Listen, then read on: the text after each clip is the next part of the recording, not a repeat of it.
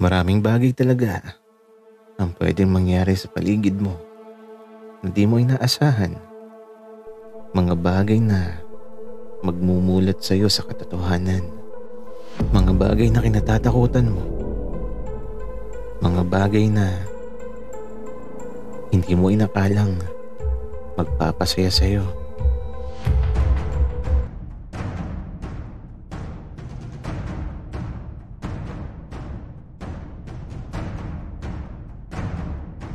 Kaibigan, huwag mong kalimutan mag-subscribe sa aming channel at huwag din kalimutan i-click ang notification bell at subscribe button. Subscribe na!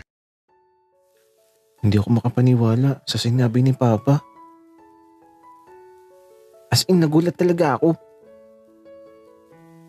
Hindi na nga din ako nakapagtanong kasi naman andito na kami sa bahay. At nagtungo na siya sa silid nila ni Mama. Kaya eto, nahiga na lang din talaga ako sa kama ko. Tapos hanggang ngayon iniisip ko yung sinabi ni Papa. Kasi naman, hindi talaga ako makapaniwala. At dahil masama ang panahon, eto, napakalamig din talaga. Di ko na nga namalayan na nakatulog na pala ako. Isang masarap at mahabang tulog sa gabing napakalamig. Habang suot ko ang regalo ni Kuya William sa akin. Pakiramdam ko tuloy nakayakap siya. Kasi ang init ng pakiramdam ko. At eto, kinabukasan, nung magising ako, napakainit ng pakiramdam ko. Tapos nangihina ako. At eto, parang ayaw kong bumangon sa kama ko kasi nahihilo ako. Nakahiga lang talaga ako. Nakatulala tapos masakit ang ulo. Ay naku, nilalagnat ako. Sana naman di lumala kasi di ako makakagala kay na Dave. Di ko makikita yung kuya niya.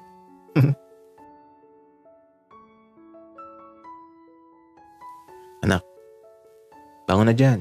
Tanghali na. Papa, nilalagnat ako.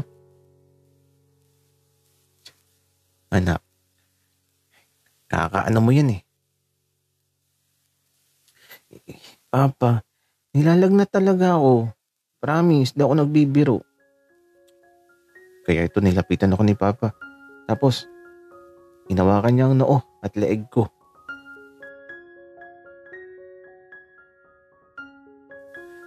Kawawa naman ang anak ko. Di makakagala sa jowa niya. Pero mas okay na yung may lagnat ka. Napakalayas mo kasi anak.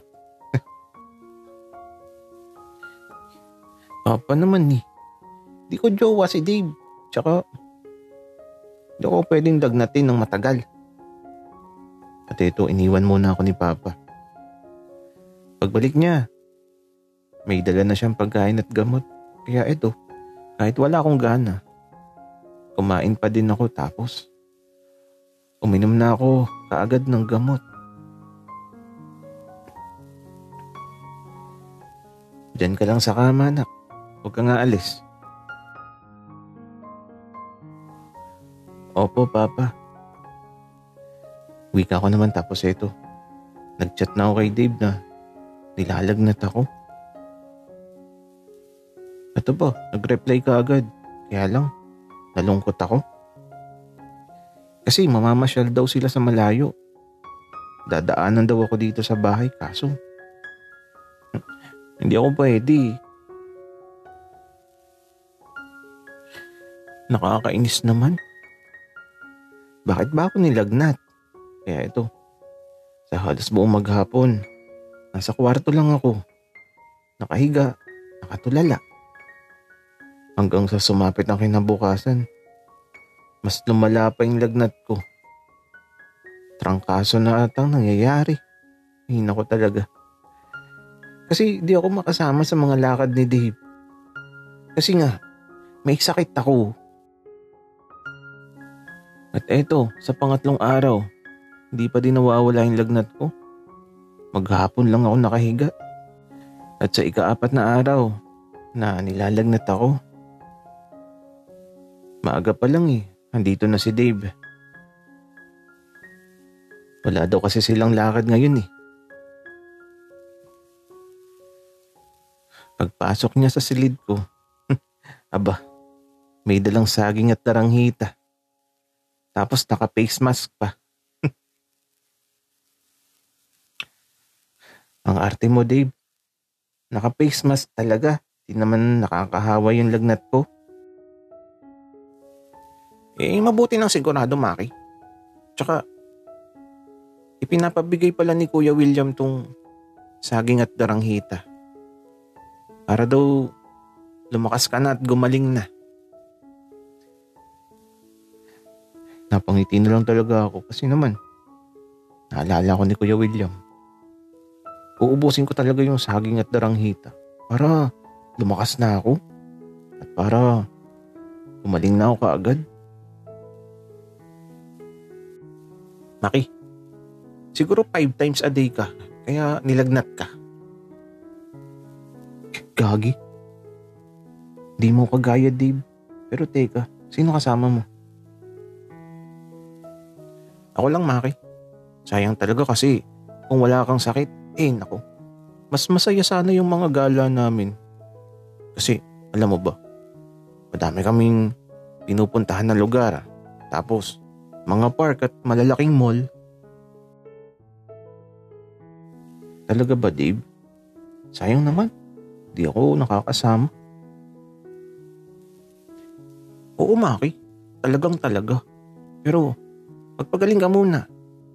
Sabi kasi ni Kuya kapag magaling ka na makakasama ka na.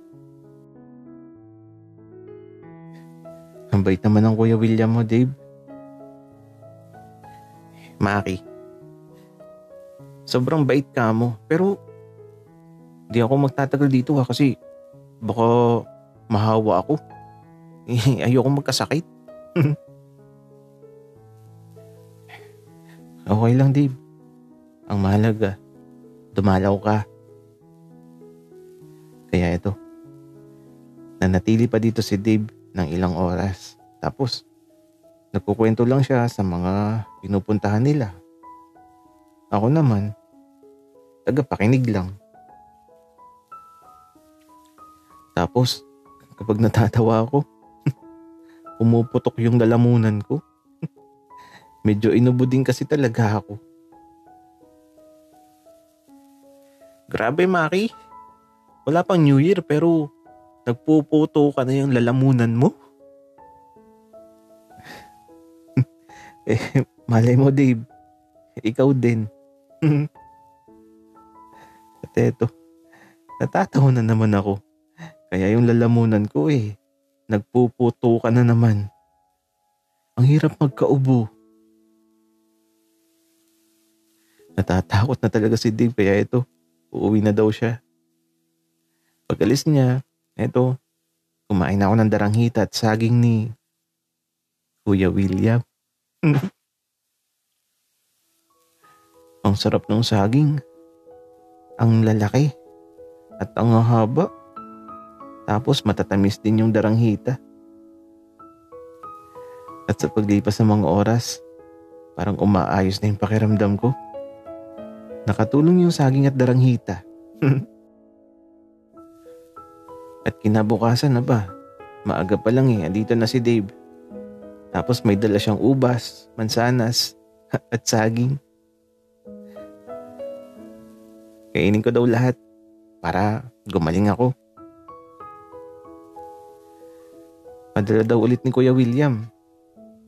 Kaya ito, ginaganahan talaga ako. At halos sa buong maghapon prutas lang ang kinakain ko.